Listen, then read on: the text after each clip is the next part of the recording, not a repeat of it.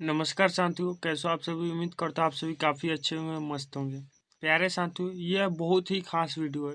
इस वीडियो में हम बात करने वाले हैं क्लास 12th मैथ के मोस्ट इम्पोर्टेंट चैप्टर, जहां से भाई आप पढ़कर केवल 6 चैप्टर पढ़कर आराम से 100/100 एग्जाम में ला सकते हैं। आपको ये भाई मजाक कर रहे थे? नहीं भैया, हम मजाक तो बिल्कुल ही नहीं कर रहे आप सभी के साथ, क्योंकि अंतिम समय में मजाक नहीं किया जाता है पढ़ाई के समय।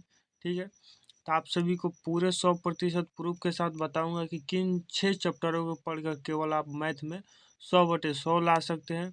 क्या वहां से सभी ऑब्जेक्टिव भी आपके बन जाएंगे? क्या वहां से आपके 2 अंक के प्रश्न भी बन जाएंगे? क्या वहां से 5 अंक के भी प्रश्न बन जाएंगे? ये सारे डाउट मैं आप सभी का क्लियर करने वाला हूँ, और इस वीडियो को देखने के बाद आपका पूरा डाउट क्लियर हो जाएगा।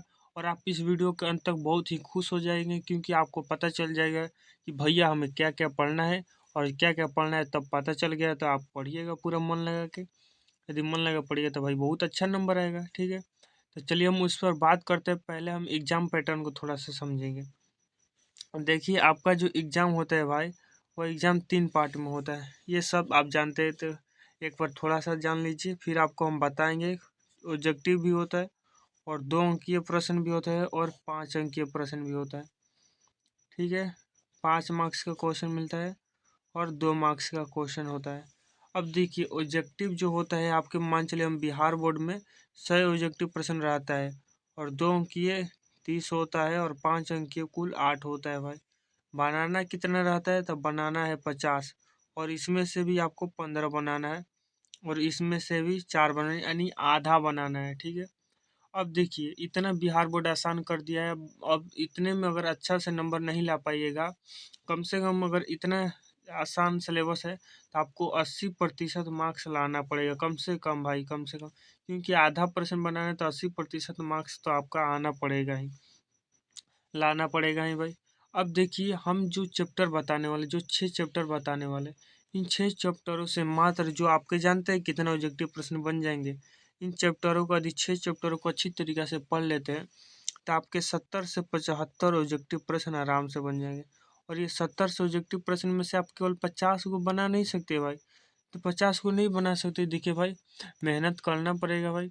मेहनत कर लीजिएगा तभी आपका मैथ में अच्छा नंबर आएगा। मैथ में भाई सबका 95+ नंबर दिलाने का मेरा कर्तव्य बनता है। मेरा भी आया और आपका भी आएगा, इसलिए आपको साथियों मेहनत भी करना पड़ेगा।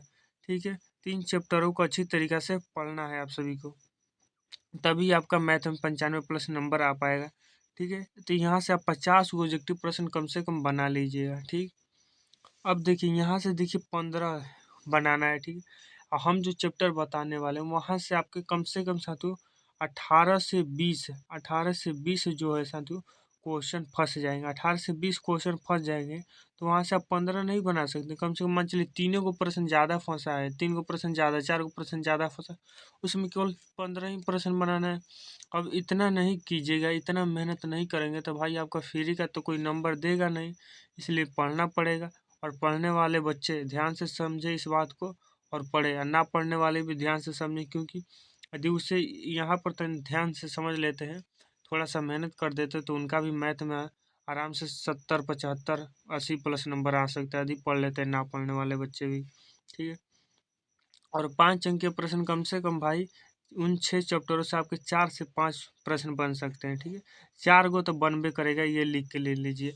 और 4 गो फंस जाएगा 5 नंबर, ये फंसाना तनी मुश्किल होता है, लेकिन 4 गो फंस जाएगा, ये तो भाई कितना खुशी की बात है ना। तो इसलिए आप सभी को उन चैप्टरों को अच्छी तरीके से मेहनत करना है। ठीक है, कितना प्रश्न फंस जाएगा ये भाई हर साल का ये रहता है।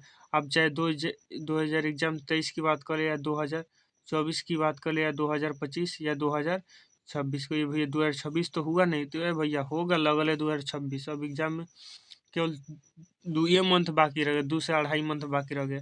तो 2026 में भी इसी तरह का मामला रहेगा। तो मामला को बनाए रखने के लिए भैया लोगों को क्या करना पड़ेगा? पढ़ना पड़ेगा। और बहन लोग तो नहीं जाने के, ठीक है, सबको ही कहा था। ठीक, अब चलो हम उ बता देते हैं कौन कौन सा चैप्टर जो सबसे ज़्यादा इम्पोर्टेंट बा, ओकरा समझ ल जाए। ठीक बा, तो देखो, पहला जो चैप्टर सबसे अच्छा बा ओकरा से पढ़ लेगा बा, सबसे अच्छा से पढ़ लेगा। और कैसे लागे के बा ओकरा पे हम टिप्स अभी देम इस वीडियो में। ठीक है, हम पहले उस चैप्टर बता दें, तो पहले उस चैप्टर पढ़े के बाद अभी पढ़ लेवे के बाद, ठीक। सेकंड नंबर जो चैप्टर बा सारणिक तो नहीं जाने के पढ़े के बाद, ठीक। इन सब चैप्टर को अच्छा तरीका से पढ़ के, ठीक बा, और क्या क्या करे वो बताओ थे। फिर अवकलन, ठीक। और चौथा नंबर में बा समाकलन। अब भाई तनी चैप्टर थोड़ा मुश्किल भी बा, आसान भी बा। समझ में आई तो बल्ले बल्ले, ना समझ में आई तो समझ ला, ठीक बा। सदिश और 6 नंबर जोन बा 3D बोले तो भाई त्रिविमीय ज्यामिति, ठीक बा। इन चैप्टरों का स्क्रीनशॉट ले लीजिए और अच्छी तरीके से लिख लीजिए और स्टडी टेबल के सामने इसको चिपका दीजिए कि इस 6 चैप्टर को घोर के पी जाना है। अब हम आपको टिप्स देते हैं कि कैसे आप सभी को पढ़ना है, ठीक है। टिप्स क्या देते हैं, कैसे पढ़ना है। सबसे पहले आप क्या कर लीजिएगा, इन चैप्टरों को अच्छी तरीके से रिवीजन कर लीजिए, ठीक है। रिवीजन कर लीजिए। कैसे रिवीजन करेंगे, तो रिवीजन करने के अपना नोट्स बनाएंगे या वन शॉट वीडियो देख के अपना रिवीजन कर सकते, ठीक है। सेकेंड नंबर आपको प्रैक्टिस करना है। प्रैक्टिस करना है PYQ ले, ठीक है। प्रैक्टिस आप PYQ लगा लीजिएगा आराम से, तब जाके आपको मॉडल पेपर लगा लेना है, ठीक है।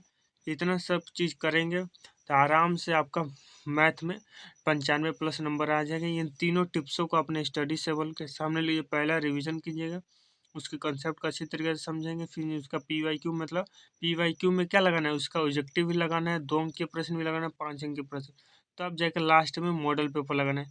ये सभी चैप्टरों का करने के बाद यहाँ तक, तब लास्ट में मॉडल पेपर आप सभी को लगाना है। बात समझ में आ गई होगी।